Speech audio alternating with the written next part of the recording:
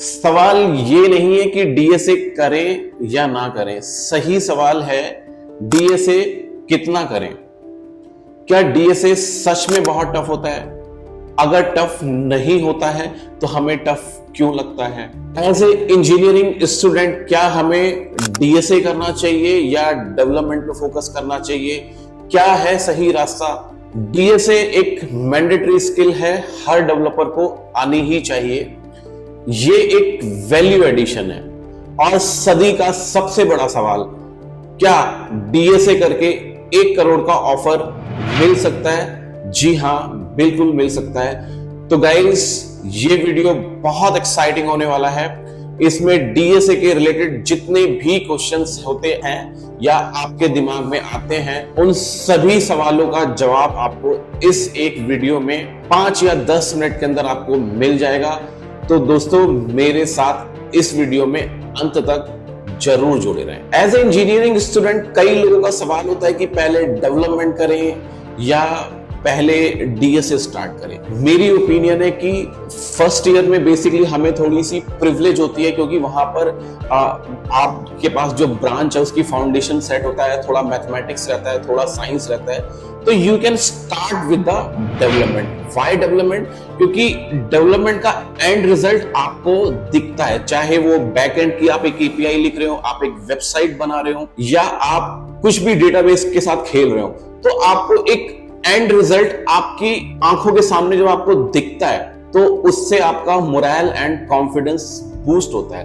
और आपको वो जो सोने से पहले जो फीलिंग आती है, जो रात को सपने आते हैं ना, वो अमेजिंग होते हैं। मजा आता है कि यार I am doing something great. तो उस फीलिंग को आप कैरी फॉरवर्ड करके डीएसए की तरफ बढ़ें, और फिर जब आप डीएसए की तरफ बढ़ेंगे तो सिंस आप एक प्रोग्रामिंग लैंग्वेज कर चुके होंगे, एक डेटाबेस कर चुके होंगे, तो आपको एक फाउंडेशन भी क्लियर हो जाता है। तो शायद ये एक बेटर अप्रोच है कि पहले डेवलपमेंट स्टार्ट करें फिर डीएसए करें।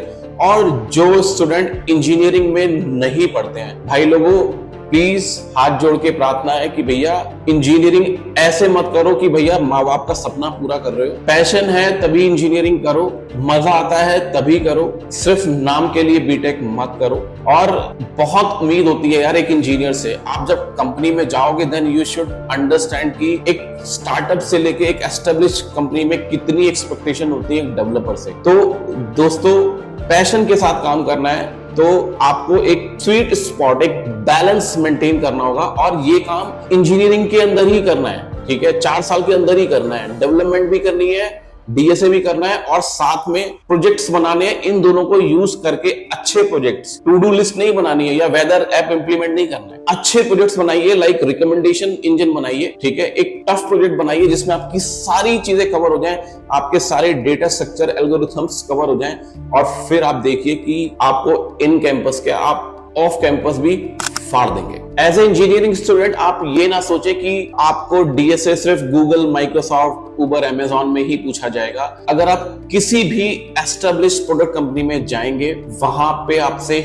100% राउंड 1 और राउंड 2 में डीएसए पूछा जाएगा। फोन पे में, मेक माई ट्रिप में, उबर में, जोमैटो में, आप कहीं भी इंटरव्यू दीजिए एज ए SD1 और SD2 रोल के लिए, DSA is the first skill set जो एज ए इंटरव्यूअर इवेल्युएट करेगा। बट अगर आप सर्विस बेस्ड ऑर्गेनाइजेशंस के लिए प्लान कर रहे हैं, या अर्ली एज स्टार्टअप्स हैं, या जो स्टार्टअप्स ग्रो कर रहे हैं, वहां पे आपको थोड़ी सी रियायत मिल सकती है। And answer to original question कि क्या डीएसए करें ना करें, डीएसए करें, बट किस लेवल तक करें, तो आप अपने लेवल के हिसाब से एटलीस्ट बेसिक तो 100% आपको करना होगा। एटलीस्ट यू शुड अंडरस्टैंड कि what, when and why every data structure का, चाहे वो स्ट्रिंग है, एरे है, लिंक लिस्ट है, सेट है, हैश मैप है, व्हाटएवर, आपको कम से कम ये पता होना चाहिए मैं कहां पे से यूज कर सकता हूं, इसकी क्या डेफिनेशन है। आपको अगर एज ए सॉफ्टवेयर इंजीनियर, अगर आपको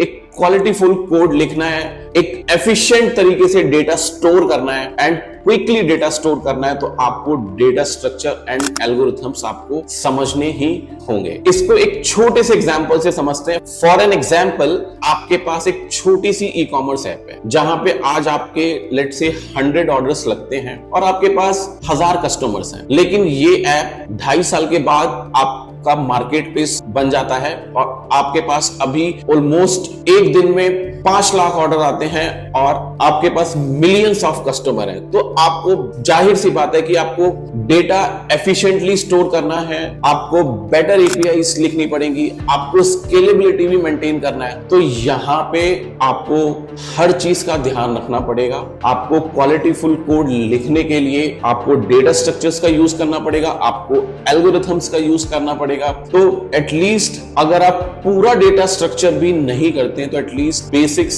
जरूर कवर करें। सॉर्टिंग एल्गोरिथम्स, सर्चिंग एल्गोरिथम्स, 4-5 जो आपकी एल्गोरिथम्स हैं वो जरूर करें और एवरी डेटा स्ट्रक्चर का जो बेसिक है वो करें एंड एटलीस्ट सभी डेटा स्ट्रक्चर की मिनिमम 10 प्रॉब्लम्स जरूर सॉल्व करें। डीएसए के बिना किसी भी डेवलपर के लिए बहुत मुश्किल है। एक अच्छा सॉफ्टवेयर इंजीनियर वही होता है जो क्वालिटीफुल कोड लिखता है। आप सभी को पता है कि क्वालिटीफुल कोड की डेफिनेशन क्या है और क्वालिटीफुल कोड लिखने के लिए, ऑप्टिमल सॉल्यूशन बनाने के लिए, as a good problem solver, अच्छा इंजीनियर बनने के लिए आपको डीएसए का नॉलेज दोस्त मस्ट है। डीएसए आप सिर्फ इसलिए ना करें कि यार आपको सिर्फ मैंग बेस्ड कंपनी में जाना है या आपको ढेर सारा पैकेज या एक बड़ी सैलरी ऑफर होने वाली है। As a software engineer you have to think you will solve the customer problem, right? तो वहां पे बीइंग ए प्रॉब्लम सॉल्वर ऐसे सोचने के लिए आपको अच्छा काम करना पड़ेगा। क्या डीएसए सच में बहुत टफ है? जी नहीं, ऐसा बिल्कुल नहीं है। डीएसए टफ है लेकिन इतना भी नहीं है कि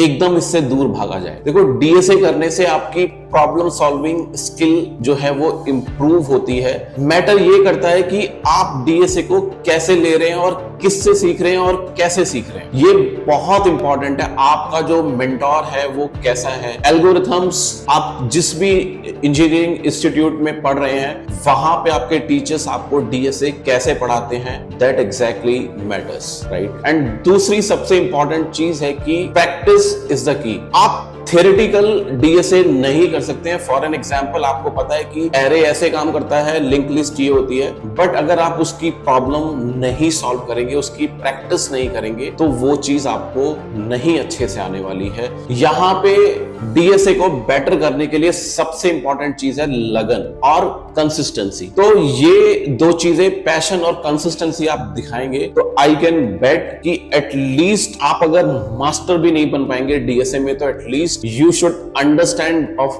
basics of DSA और एटलीस्ट आप एक इंटरमीडिएट स्टेट में तो हार्ड वर्क करके और कंसिस्टेंसी अपना के और लॉट ऑफ प्रैक्टिस करके एटलीस्ट आप एक इंटरमीडिएट स्टेट में आप डीएसए के पहुंच जाओगे और जिस दिन दोस्त आपका दिन हुआ उस दिन शायद आपका इंटरव्यू भी क्लियर हो जाए। तो सदी का सबसे बड़ा सवाल, क्या डीएसए करने से 1 करोड़ का पैकेज मिल सकता है? जी हाँ, बिल्कुल मिल सकता है। डीएसए आपकी प्रॉब्लम सॉल्विंग स्किल्स को इंप्रूव करता है। आईआईटी बॉम्बे के 22 लोगों की जो प्लेसमेंट हुई है दैट इज 1 CR से ऊपर का ऑफर उनको रिलीज हुआ है। हाँ, इसमें एक चीज बहुत नोट करने वाली है, इट्स ए कंप्लीट सीटीसी, ठीक है? ऐसा नहीं है कि वो बेस सैलरी है। कंप्लीट सीटीसी में आपके बहुत सारे कंपोनेंट होते हैं जिसमें बेस सैलरी होती है, आपका ज्वाइनिंग बोनस होता है, आपका परफॉर्मेंस वेरिएबल होता है, राइट? एंड सबसे इंपॉर्टेंट ईसॉप्स या आरएसयू स्टॉक्स आपके पास होते हैं। तो ये सारों का कॉम्बिनेशन मिला के आपका एक कंप्लीट सीटीसी बनता है। बट